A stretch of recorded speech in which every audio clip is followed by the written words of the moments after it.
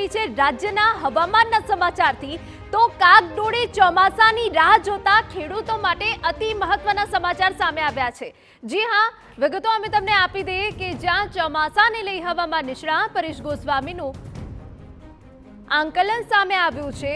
3 થી 4 દિવસ વહેલું ચોમાસું કેરળ પહોંચવાનો પરેશ ગોસ્વામીનો દાવો છે। 26 થી 27 મે ચોમાસું કેરળ પહોંચે તેવું અનુમાન કર્યું છે। કેરળ પહોંચ્યા બાદ ચોમાસું મુંબઈ સુધી ઝડપથી આગળ વધશે।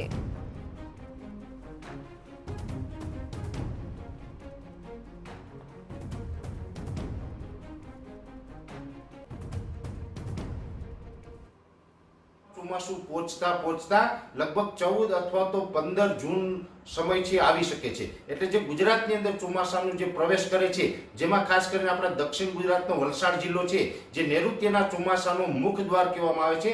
ચોમાસાની શરૂઆત છે એ દક્ષિણ ગુજરાતથી ખાસ કરીને વલસાડ જિલ્લાથી થતી હોય છે। એવી જ રીતે ત્યાંથી એની શરૂઆત થઈ શકે છે। ખૂબ ધીમી ગતિએ ચોમાસું આગળ વધે અને ચોમાસું છે એ ગુજરાતના દરેક વિસ્તારોને કવર કરે ત્યાં સુધીમાં લગભગ 25 અથવા તો 26 જૂન આસપાસનો સમય હશે।